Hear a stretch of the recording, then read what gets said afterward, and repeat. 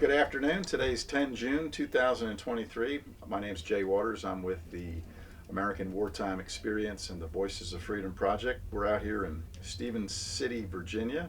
And it's my pleasure to do an interview with Chet Kowalski. Yep. Hopefully I got that right. You did. But if you could, Chet, just give us your full name and where you were born. Yep. My full name's Chester John Kowalski III. It's named after my dad, my grandfather. My dad was a military person as well. Okay. I'm from Altoona, Pennsylvania, a little small town in central Pennsylvania, big railroad town at one time. And okay, and what year were you born? 1964. And as was I. Yeah, Mm-hmm. Excellent. And I know we were talking a little bit before, but what conflicts did you participate in? So I was in Iraqi Freedom in 2004 during the Battle of Fallujah.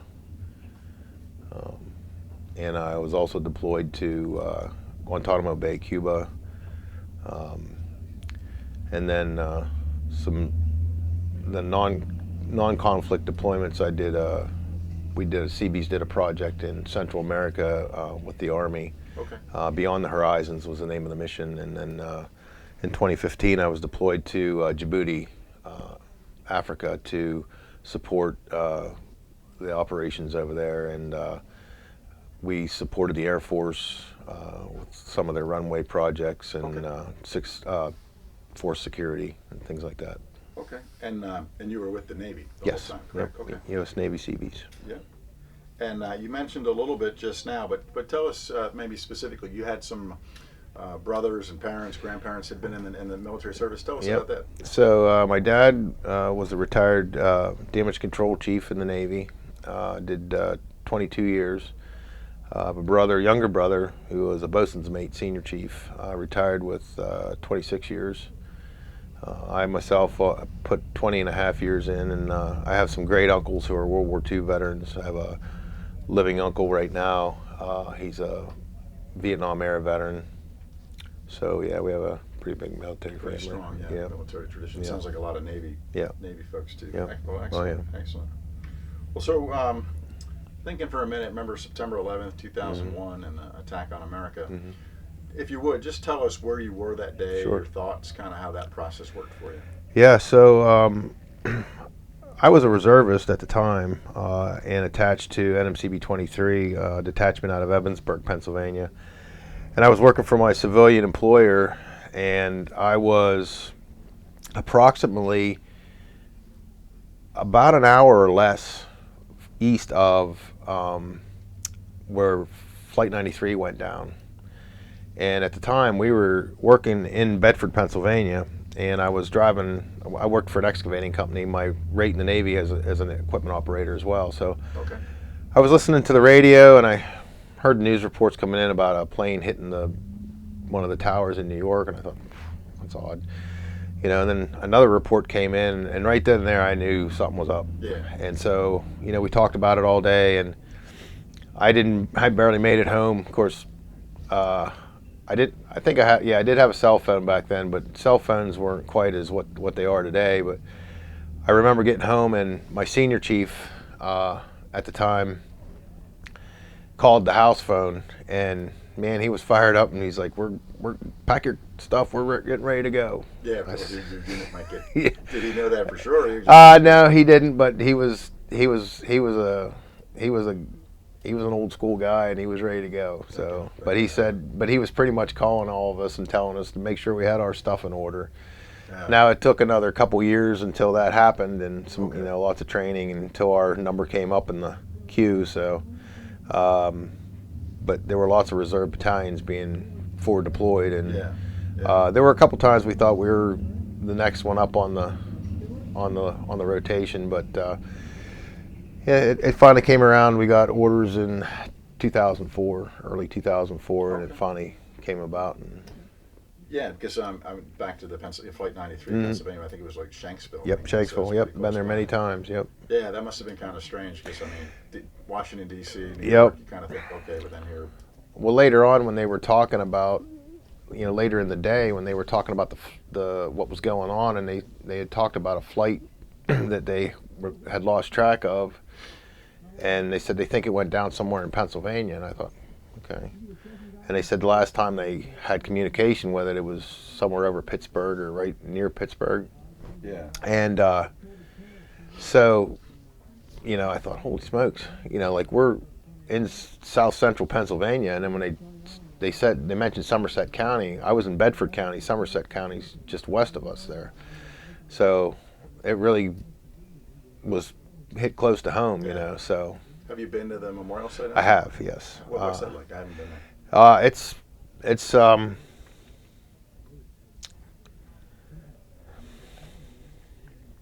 sobering.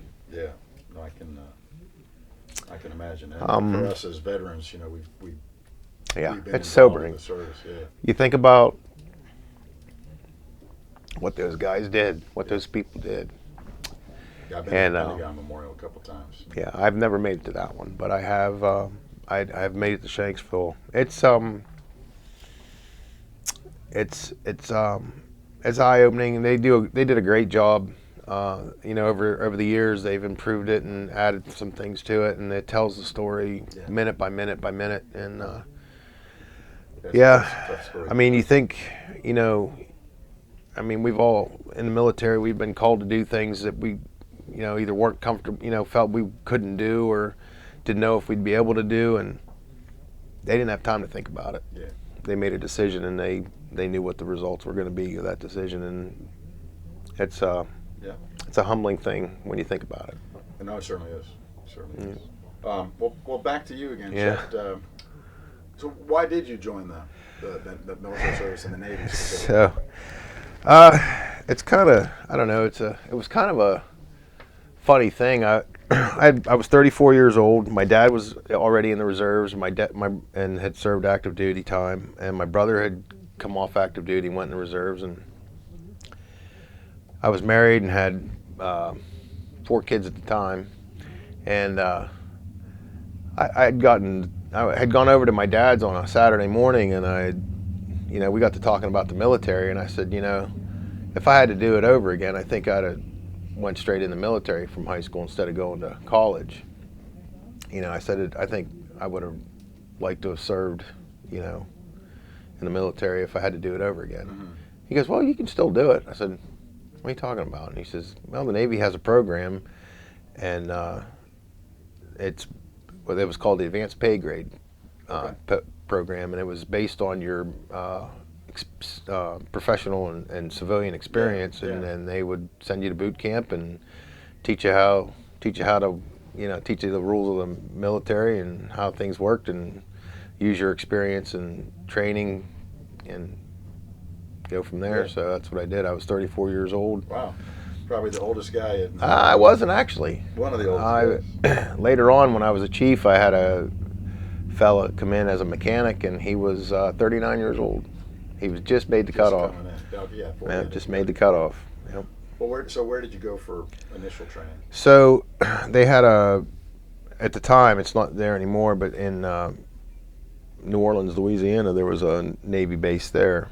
Okay. And we went, they would send the advanced pay grade people to New Orleans for boot camp. Did you do the traditional boot camp, or was it a little So different? they shorten it mostly because the people that are you're going through the boot camp with, you know, you're usually a little bit older. Yeah. You know, you don't have to be taught how to live on your own and follow rules for the most part. But it was a shortened. Okay. I think about a month. Yeah. Something like that.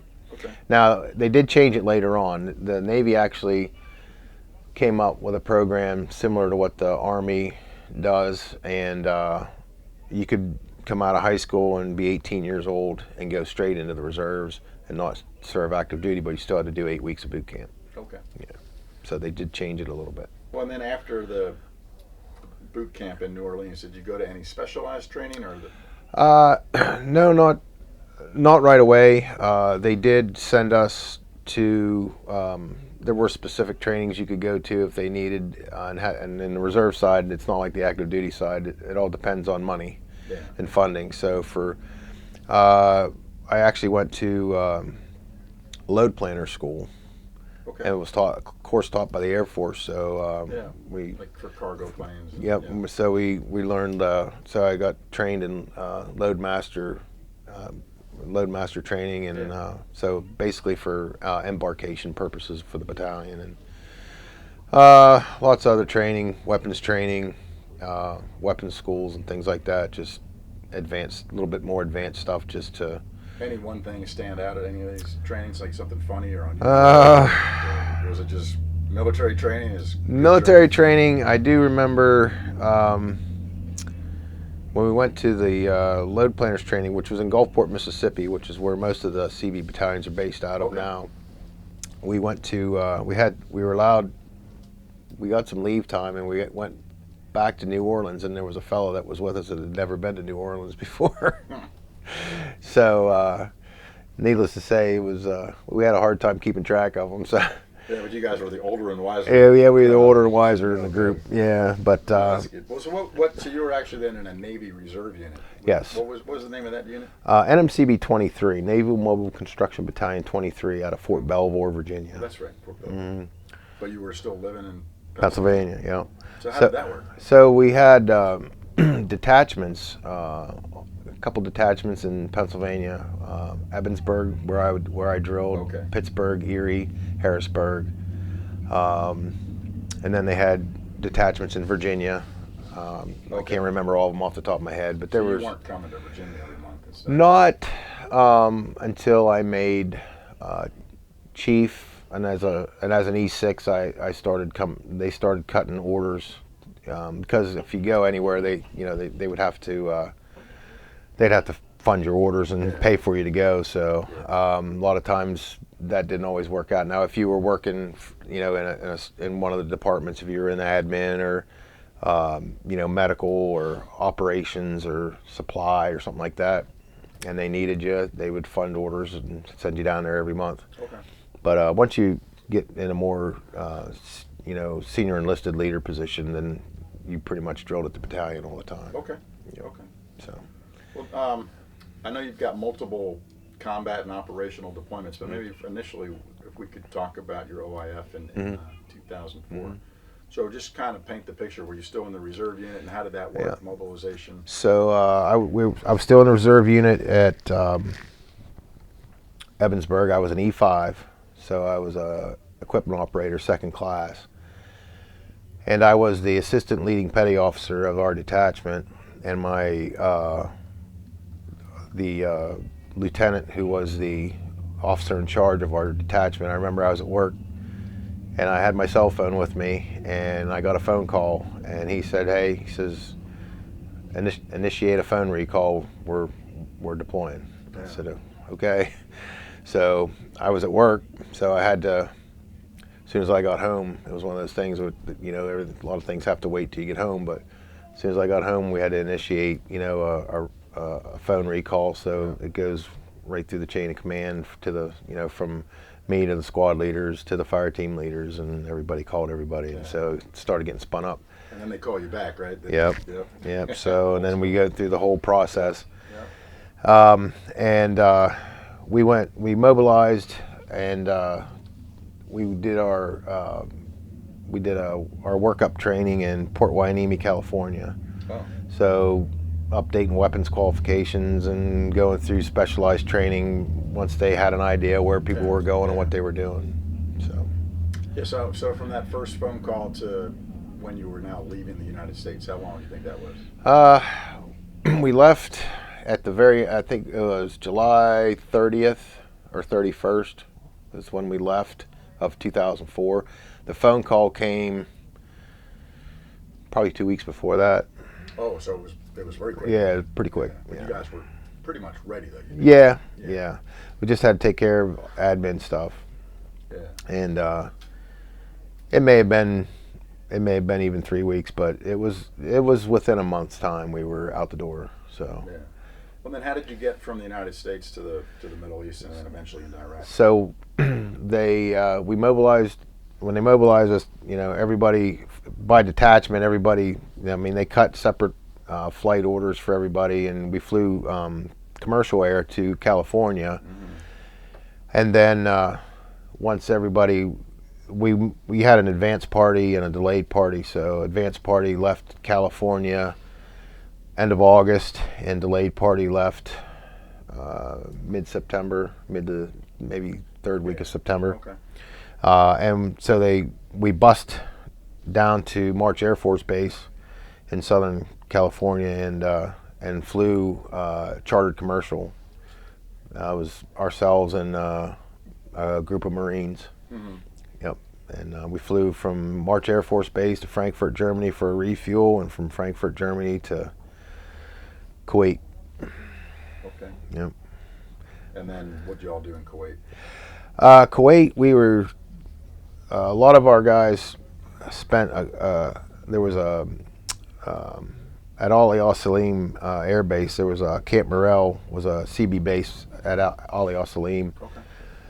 But there were the groups of us that were forward deployed to myself, Fallujah. We had a group in Ramadi, Al Assad, and then we had some specialized groups that were attached here and there with other units that I don't remember off the top of my head where they were, but we were at Ali Al Salim for about 2 weeks or less. Maybe it was more than that, was a week. We qualified our crew serve weapons and personal weapons at the Adari range, and then we drove the however many 500 some miles I think it is to Baghdad and Fallujah.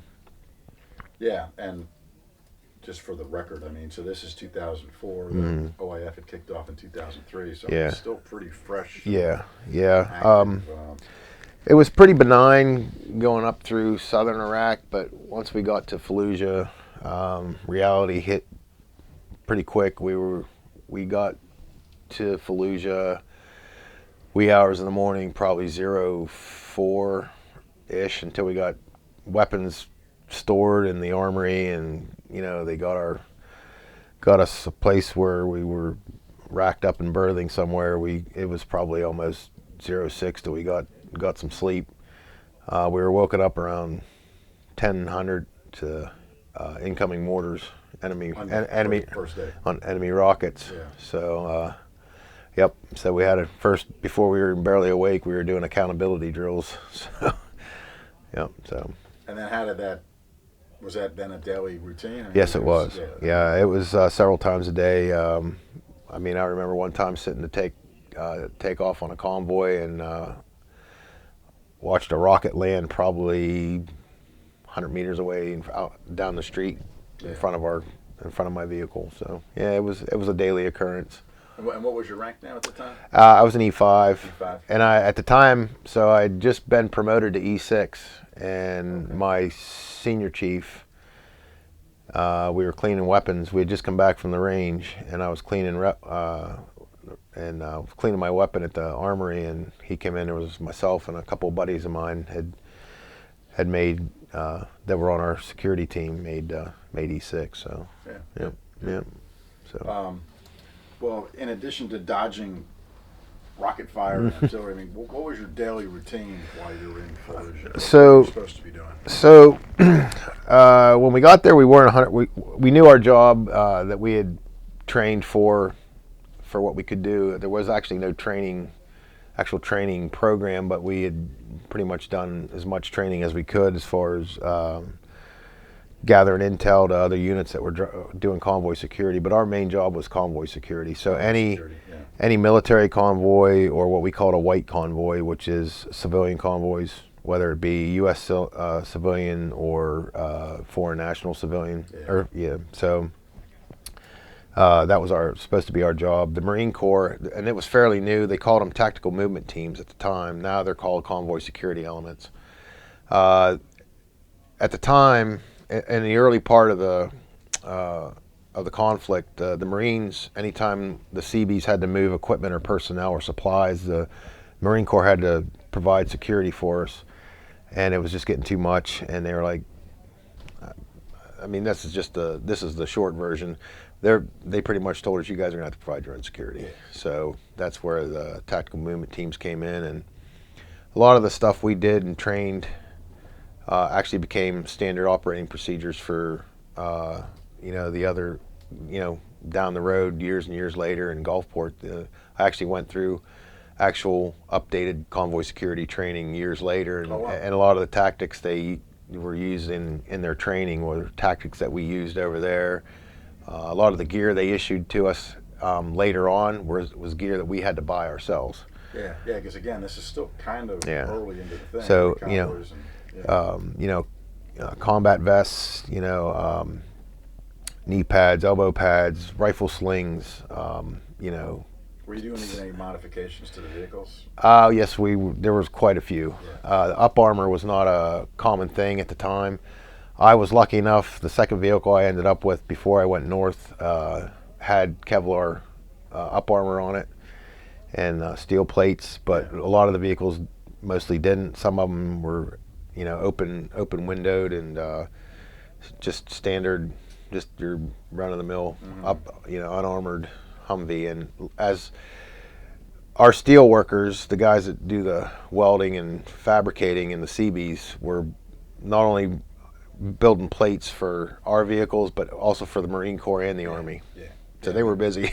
So you were the right guys in the right place. Yep. If you're going to do modifications, you guys were. Yeah, our guys did a great job. Yeah, so we were lucky. What kind of threats were you facing when you were out on convoys? Oh, ambushes as far as small arms, IEDs. Those were the biggest things. IEDs. We had, obviously we had procedures. You had just the improvised explosive devices were. They ran the gamut from, everything and anything you could think of. They did their best to, warn us, but you didn't trust anything. If it looked suspicious or looked out of place, it was, and our gunners. Our gunners were our eyes as much as we, as they could be for some things that looked out of place. But I had some friends. We were lucky. We came close. There were a couple times that. We came close, but I actually had a friend of mine from Pittsburgh, and himself and his A driver. They were part of a convoy, one of our other convoy teams that were They were based out of Ramadi. They hit a anti-tank tank device on a road. They had just left our compound in Fallujah, and I talked to Matt right before he left, and it wasn't half an hour down the road. They both survived, but Oh wow, yeah, it was they were driving one of the our heavy trucks, our 5 tons. Okay. So they were lucky. So, but even in that case, you're still in a convoy. So if one vehicle gets hit, heaven forbid, you've got security then. For yeah, you do, and so it's. I'm sure you had to do that. We did. Multiple occasions, It's chaos. We took small arms fire. Most of what we experienced was small arms fire. So a lot of times, your evasive action is to just blow through the small arms and let the gunners do their thing if they have to. We had most of. So when we got to theater, our understanding was we were going to be doing long convoys at night for in security. When we weren't there very long, and what we didn't know was they were planning the Battle of Fallujah, and so our gun truck team was split up. I was attached to the Marine Corps RCT-1, Regimental Combat Team 1. 2 of our trucks were assigned to Regimental Combat Team 7 with the Army, and then 2 stayed behind for rear support at the base. And so we were assigned to the 1st Marine Expeditionary Group. So on the next day after kinetic operations started, when they actually were, during the day, the Marines and the Army had started pushing into the city. That evening we went in with the 3rd Battalion, 5th Marines, so that's who I was attached to. And what were you still doing convoys, or this was? So our mission at this time was we were part of there was 4 gun trucks, 2 of ours and 2 of the Marines, and we had engineering officers with us. Okay. And so their job was to do battle damage assessments, and then we were their security. Okay. But this is the actual now Battle of Fallujah. Yeah. So all the other stuff was still kinetic and important, but now you've really got. Yeah, we did a few regular convoy runs and things like that before we got attached to the First Meg and First Marine Expeditionary Force. But one of the things, my first experience actually driving anywhere in there was after we did our accountability drill that first morning. My chief came up to me and he says, "Hey," he says, "you're going with NMCB4's CERT team tomorrow. They need a driver." I said, "Okay." And he said, "There's a brief later on this afternoon you need to go to." I said, "Okay." So I went to the brief, and I thought, well, this will be good. I'll be a driver in the middle of the convoy. I'll get to see, because you're nervous. You don't know any. Yeah, I drove every road I drove on so far was pitch black. It was at night. Yeah. Haven't seen anything. So now you're nervous and apprehensive because you don't know where you're going. We're driving to Baghdad. We're taking the Admiral. I'm like, well, at least I'll just be able to ride along. I don't just follow the guy in front of me. Easy day, right? Nope. You're our lead driver. I said, jeez. Great. So luckily, we have a navigator and a communications guy, and You're the actual driver. I'm the actual driver. Yeah. So they were like, "This is what you do. This is what you don't do. Whatever you do, don't stop that vehicle." I said, "Okay." He said, "You push through." So why do you think they picked you? I don't. Well, so I was probably the most experienced equipment operator and most experienced driver, and my chief was a brand new chief. He was what they would call a boot chief. He was from my detachment in Ebensburg, and he knew me. Okay. So that can be good, that can be bad. Yeah. I mean, I can say now that it worked out okay, but at the time I was like, man. Well, yeah. So on that specific drive or convoy, did anything happen? Nothing catastrophic, but we did run into some. Places where the guys on the team that I was driving for, they all had nicknames, and they're like, "We got to come up with a nickname for you." I'm like, "Okay." Well, my last name's Kowalski, so I figured, they're like, "Nah, ski's already taken. That's easy. We got to come up with something different." I said, "Okay." So we'll think of something. So one of the things they said, you don't stop the convoy. You push through. Whatever you do, don't stop. Okay.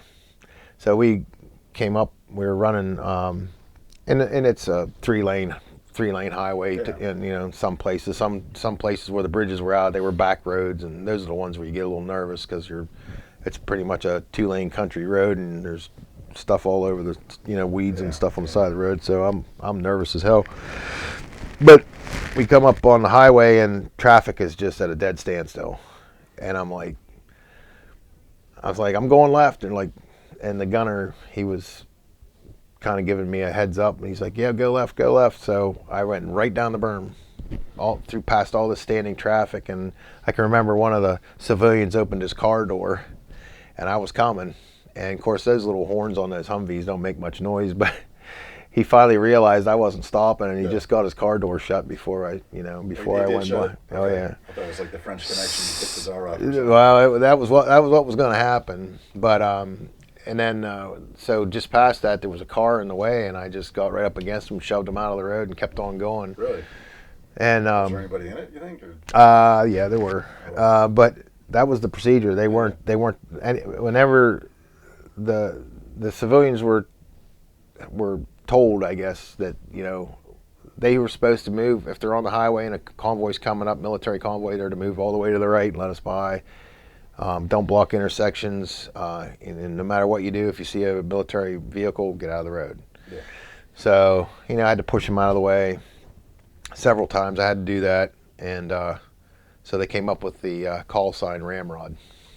So that's been my call sign ever since. So even what about now? Do those people still call you? Oh yeah. So we go to we have a gun truck reunion. A friend of mine, he was a gunner's mate, first class, GM1 McDevitt, lives in Bellefonte, Pennsylvania. GM1, the first couple years we did one every 5 years. Now GM1 hosts it every year. So because there's years when some guys can't come, and Yeah. we've had the good fortune to have some of our guys that we haven't seen in almost 20 years Yeah. come back, and so. Wow. Well, how long were you in Iraq then, this first deployment? So we got in theater mid-September and left the end of March of 2005. About 6 months. Yeah. Mm-hmm. And were you always up in the Fallujah area? Yeah. So we ran, so that kinetic operations, the first time ended somewhere in December, and then there was another wave of fighting went down again later on, late December. We were security for the polling booths when the Iraqis voted for the first time. So we provided securities for in the city during the elections. We were kind of a little nervous about that. We thought that was going to be another cause for excitement, so to speak. But it actually turned out to be a pretty good day. There was no incidents. Yeah, no, and it was pretty neat to see the Iraqis running around with their purple thumbs. And there were some pretty long lines. Yeah, so they were after they voted or to vote they would. Yep, they dipped their thumb in ink, and that's how they knew they voted. Well, so for somebody who doesn't know, I mean, just describe Fallujah. I mean, it sounds like it's a pretty big city. It is. It's west of Baghdad. It's right along the Euphrates, and it's one of the older cities in Iraq. There were some of the buildings there that go back to biblical times, and then there's another parts of the city that were that west and south of there that were fairly new houses built up, and you could see the difference in I guess the class of people, the Sunnis and the Shiites. You could see the difference between not Shiites. What am I'm thinking of? The Sunnis. Yeah, there was the Sunnis and yeah. But anyway, yeah. So Saddam, when Saddam would,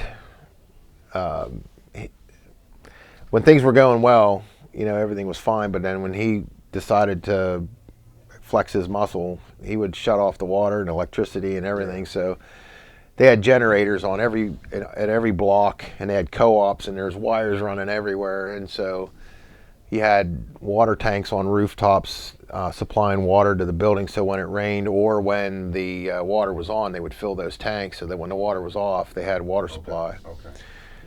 They're huge galvanized tanks on the rooftops, and they did it in a lot of the other cities as well, from what I understand, in Ramadi. But Fallujah was, I describe it to people that I know back home. It was about the size of my city, which at one time we were a small town of about 50-some thousand. Okay. So, I mean, you could drive from one side of town to the other in about 10 minutes. I mean, it wasn't without anything in your way, obstacles or anything like that. Okay. There was a bridge there, the George Washington Bridge. Really? Well, that's what they called it, Yeah. and that was and the one bridge, the steel bridge. I remember being parked right at the entrance to that bridge, right where they had hung the 5 Blackwater guys. And that was literally,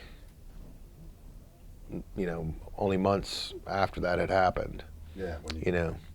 And the Marines who had pushed through there. So one of the Marines had wrote on the steel beam in black magic marker, "This is for the 5 Blackwater guys that were murdered here." Something that I'm paraphrasing, but that's pretty much. I have a picture of it. Yeah, but I remember that. The streets in Fallujah for military purposes they called them phase lines, and they were all the lines that ran east and west were female names, and then north and south were. Oh, really? Yep. So you had phase line Fran, which was like Route Michigan that ran through the center of town, and if you kept going west, it would take you to Ramadi. And then north and south, you had Henry and Bill and all those. And these were pretty standard names. I mean, there wasn't going to be a name like Francis, which could be a woman's name or a right. No, it was there. Yep. Cut. Yep. There was There was a. Oh, I didn't know that. Yeah. Yep. So. Okay. Well, and I don't want to sound ignorant, but maybe other people have the same question. So by this point, you're not fighting against the Iraqi army. The Iraqi army is pretty much finished. No. This is all insurgent. Yeah. This was insurgent. I'm sorry. Fallujah was specific because it had almost like the one leader had his own army, right? Yeah. And they had. I know our Marines and the Army had run into a lot of independent fighters. Yeah. So you had the insurgents, and then you also had Chechenians that were fighting, and some of the other ones that were paid by the insurgency, the Mujahideen. Yeah. Okay. Yeah. Did you have any personal interaction with Iraqis, whether bad guys or allies or? Yeah, some we knew, some we didn't. We actually did some security detail. They had a makeshift prison at the railroad station north of the city. Okay. So we helped out with those guys. We helped out with that, and then after kinetic operations had ceased. I mean, we were working. At the time, we were moving the officers, the engineering officers, through the city as kinetic operations were going on. But then afterwards, you'd have 3-star generals, you had civilian dignitaries, you had civilian contractors, and all wanting to see all the battle damage. So we were constantly patrolling through the city, always patrolling. Yeah. Right before Christmas, I want to say, we were during the day. I mean, you would see some of these guys, and they would be, they'd wave at you, and you just knew, and then we took some gunfire. We had secured an area in the city, and it was one of these places they wanted to see, and we started taking sniper fire in the compound. And we got the officers out of there, and it was at that point, from that action there, of course our convoy commander and our guys, they had to call in the react squads, the Marine react teams and stuff like that to help take care of the threat. And from that point on, that was the second wave of kinetic operations. There was another week or two of fighting started again. So yeah. So no more tours for the VIPs and stuff. No, but they picked up again afterwards. They were taking them around, so that was our job. Any positive interactions, like were there some Iraqis that still welcomed us? Oh yeah, for the most part, yeah. There were several places in the city. There was one fellow. There was a pump station that we'd always have to take these guys to, and this guy, I have a picture of him. We have a couple pictures of him. All the kids would come out. I mean, the kids, as soon as you stopped, the kids would just come pouring out of places. Good. And this is after they had let the civilians back in the city, because they had pretty much, before kinetic operations, had removed all the civilians, had pretty much pushed them out and told them to leave. But this guy would come down, and he was always carrying a little guy in his hand, and he would, keep all the kids away from us, And most of the time, all they wanted was they wanted a Hershey bar, they wanted a pencil or a pen or something to write on. So we would bring that stuff with us all the time, and when we could, we would hand it to them and stuff. And my navigator and my comms guy, Kenny, he he took a picture of him. He was also our combat photographer as well. Okay. So when we went to these places, the whole time a lot of times they would call Kenny out and have him take pictures, and a lot of that stuff was going right back to. It was going as high up to it was going back to the States and going up all the way up the chain of command. Some of these pictures, but he took a picture of the guy holding his son, and I don't know how he did it. He got it printed somewhere back at base, and the next time we saw him, we gave it to him. Oh wow! He started crying. Yeah. Because that's something they don't get to see much of, was photos, things like that. But that's good. Yeah. I know you guys were really busy, but did you have opportunities to stay in touch with family and friends? Letters or phone? Yeah, it was a lot different then. Cell phones and things the way they do it today. You had phone banks where you could go on base there and wait for your turn on a phone. It would take I think you were allowed 15 minutes. Something like that, 15 minutes on the phone, and then somebody's waiting right behind you. Yep. Computers were the same way. You could get on, check your email, or send an email to family and stuff and things like that. My cousin, who is he was a computer tech guy, and he created it's kind of like a Facebook thing early on. Yeah. I think it was before Facebook, or maybe about the same time Facebook was coming out, but he created a website where anybody in the family could get on there and post a picture or post comments, and then I could do the same. Okay. Yeah, so I could interact with them. That all got shut down during kinetic operations. Yeah. That all got shut down. Yeah, I could see that. Yeah. And again, I know you were busy, but I'm sure you still had a little bit of free time. Did you have free time, and what kind of things were you able to do? So we didn't have a lot of free time. We did not get a day off. From the time we got in theater, and a working day could be, making sure your vehicles and your weapons were up and running, going over all that stuff. Like an actual day of, like, do whatever you want, kick back and relax, watch a movie, read or whatever. We didn't actually have a day off until Christmas. So we got in theater mid to the end of September, and we actually got a half a day off for Christmas. Yeah. So. Okay, I mean, it's a standard question. No, we did, but after that, so a lot of times we'd play cards, we'd watch movies. What was the go-to game that you guys like to play? Boy, I don't remember. I think those guys like to play spades a lot. Yeah, spades. Yeah, they were always watching movies. That was a big thing. We had built. I remember watching the Super Bowl at 4:00 in the morning because we were from Pennsylvania, and I remember the Steelers were in the playoffs, and those guys were all fired up watching the playoff games in the wee hours of the morning. But we actually, after kinetic operations, and I want to say it was January time frame, I don't know if you remember, but they'd split our team up, and then they'd brought us back together again. So we were able to still run 4 trucks on our missions into Fallujah, and that gave the 2 extra trucks gave 2 trucks a week a day off. So they would rotate them through. Yep. So they would rotate through and give us a day off. And so what I would do, my cousin, her fiance, who I didn't know at the time was her fiance, they were dating and I didn't even know it, but he was the brother. So I have 2 cousins, two female cousins, Jess and Kelly.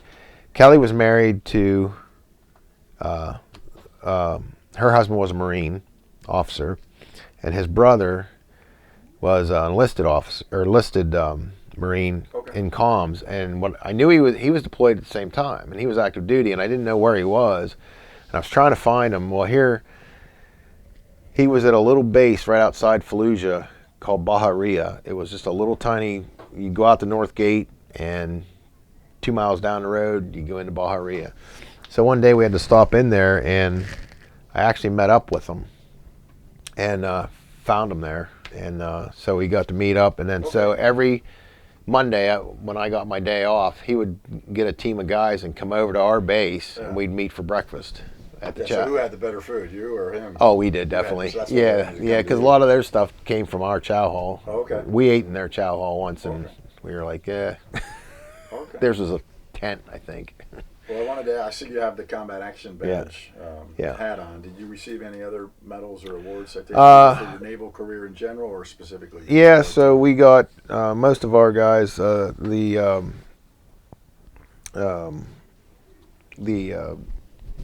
Navy has I can't think of it right now, but we had a combat a V for combat valor. Okay. Yeah.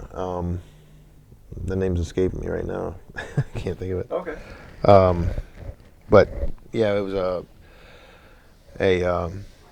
Navy. It's called a NAM, and we had a NAM with a combat V. Okay. Yeah. Okay. Navy Achievement Medal with a combat V. Combat V. Yeah. And I know you had multiple deployments, but at least for this first one, relating to the Fallujah, what was it like then when you guys were now done? You came back home. That's a little rough. Oh. Yeah, that was. Answer however you like. Well, I mean, are you talking personally or as a unit? However you want to answer. As a unit, we lost a lot of guys as far as retention. A lot of guys didn't re-enlist. A lot of guys went home.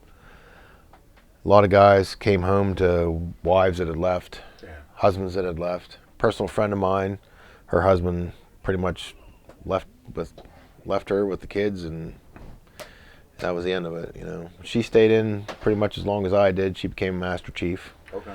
She was a truck driver, equipment operator like myself. So, yeah, it was.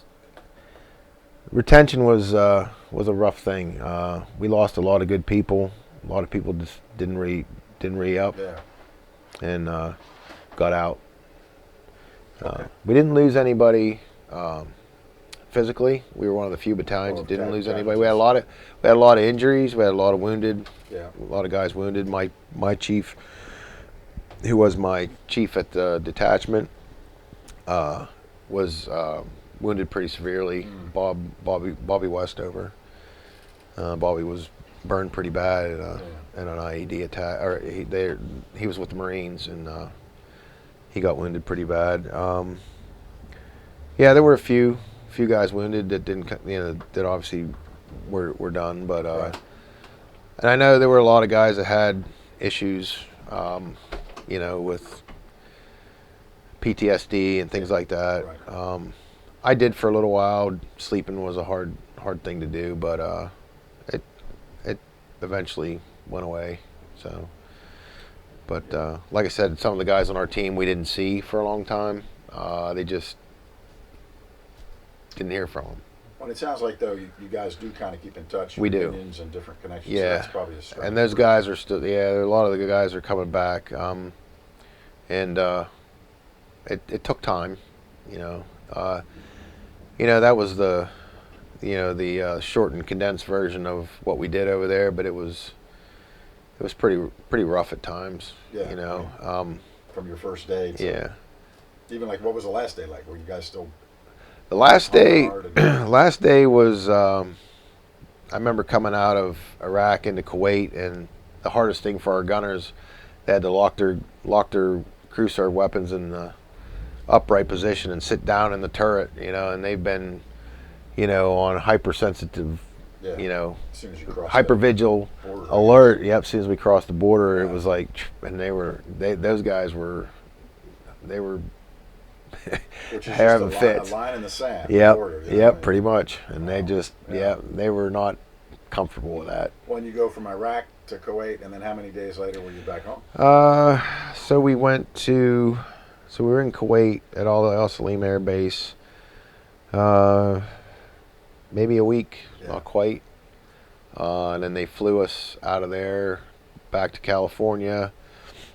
Some guys took their 4-day leave, and took their 96 and stayed, and then went through their out processing. Okay. Some guys did their out processing and just beat feet home. But it was pretty quick. Yeah, it was pretty quick. Yeah, Intensity to. Yep, it was a matter of it was a matter of 10 days probably or so. Yeah. Okay. Yeah. Well, this has been very detailed just on your Iraq deployment. I know you had other deployments. Mm-hmm. Anything stand out that you want to share about Djibouti or? Well, I know when 2012, when I went to Guantanamo Bay, I was there for a short period of time. They had me spearheading a couple projects where they kept the prisoners on the secure side of the base. Okay. But for the most part, our mission was, and I was there for maybe a month or so. Our main mission was to support a Beyond the Horizons mission in Honduras, Central America. There were 3 different ones. I was in charge. I was second in charge of the Honduran project. There was a Guatemala project and a Peru. So the senior chief, I was a chief at the time. My senior chief was the officer in charge. We're the only ones that didn't have an actual officer as So we're two senior. You got a lot of work done, right? Two senior enlisted leaders working for the Army, and it was good. We built a school and a medical clinic there. And it's Central America is, not necessarily a benign place. There's a lot of violence and crime with turf wars and drugs and things like that. So it was interesting. We had security. We weren't allowed to provide our own security. We let the Honduran Army provide security for us, which is a little little hard to get used to at first, but we got used to it. But it was a pretty significant deployment, and I think we made a pretty good difference over there. They hadn't had that school for a long time, and the people were very appreciative. They threw a big party for us at the school when we were done. Yeah. So how was it working with the Army? It takes a little bit of getting used to. Yeah, I know. So we had a colonel, lieutenant colonel we worked for. Lieutenant Colonel Jones was awesome. The guy was great. And all his, all his NCOs were good guys. We brought our own equipment and our own tools. They had their own stuff too, but some of their stuff was, a little rough, but we had our own. We didn't use their stuff. We had our own stuff. And Seabees are, we're a different breed. We go, all day long, 7 days a week, and we work hard, and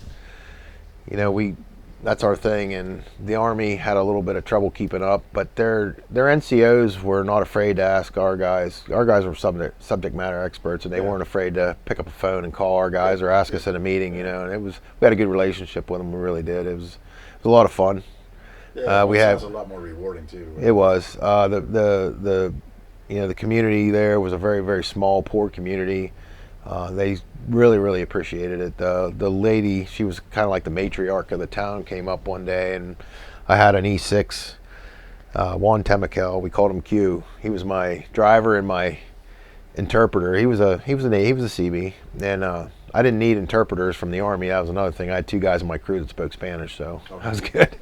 One was from he was from Venezuela originally as a kid, and I'm trying to think where Q was from. But anyway, she came up one day and she wanted to talk to me, and she didn't look very happy, but it turns out she's just a very, that's just the way they're stoic, and he's like, Chief, they want to throw you a party. I said, well, they can't throw me a party. He said, well, they want to throw us a party. She wants to do something for you. I said, well, it's not me. But they ended up doing that. We had the colonel there, and all the dignitaries from the town, the neighboring town that actually oversaw their engineering department we worked with and stuff. So it was a lot of fun. Excellent. Yeah. Well, what'd you end up doing after you got out or retired? It hasn't been that long. But. No, after 2019, I was still working my civilian job. I did go back to the reserve center. The commanding officer there asked us to actually go up and do some active shooter training. We were the bad guys, so I actually did a little bit of that. Then COVID hit, so we all know what happened then. I was kind of glad that I retired when I did. I was talking to some of the senior enlisted leaders that were still in that were having to deal with accountability, and nobody was drilling and nobody's going on orders anywhere, and it was very difficult to navigate for them. I was kind of glad that I retired when I did. Yeah. That's kind of luck of the draw. So. Well, we're getting closer to the end here. Mm-hmm. How do you think your wartime experience has affected your life, though?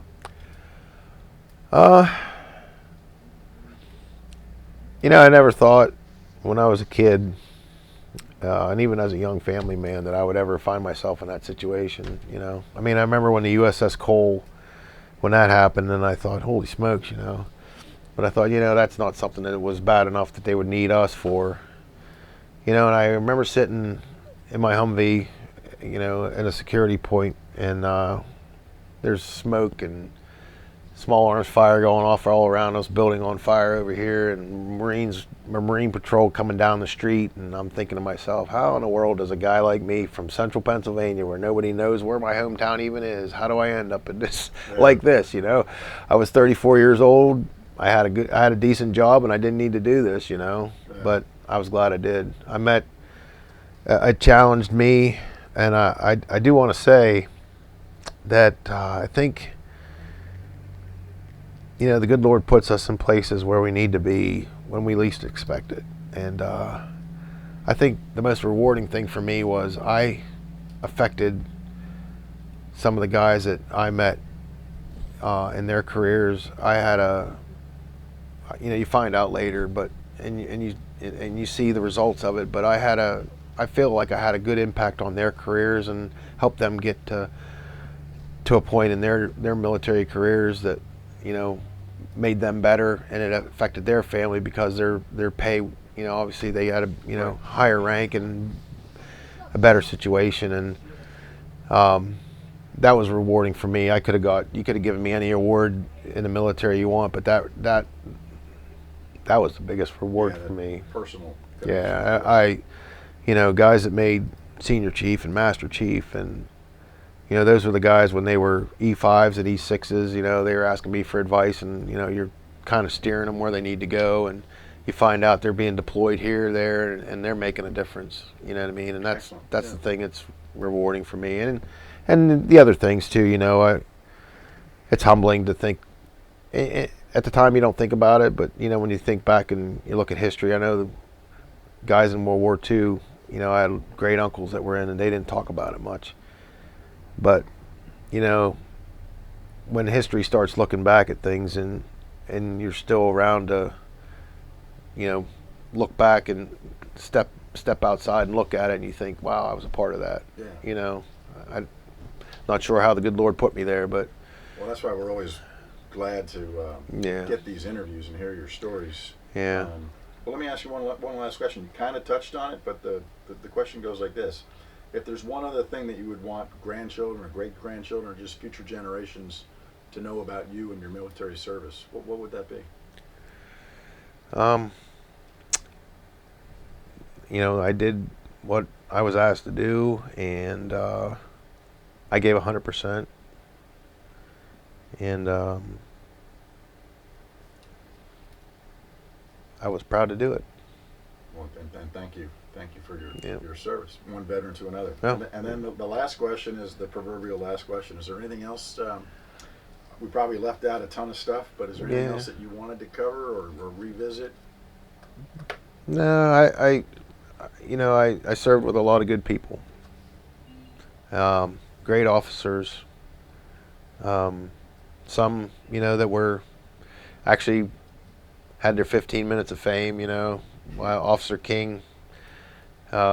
He was actually the engineering officer that the Marines took in on the night before when the Kinetic operations started, and he shut the power off to the city. Oh, wow. That was his job, and he was on our team. So, yeah. Just great. I just had, I served with great guys. You know what I mean? We were a pretty good team. When you look back at it, we're pretty well recognized for what we did, and we're decorated, and we feel like we made a difference. And I had good guys that I served with, and I was proud to do it, and I do it with those guys all over again. Yeah. So. Well, Chet, it's been a pleasure for me. Sure. I learn something. Jay, it was nice you nice know, to be here. every time.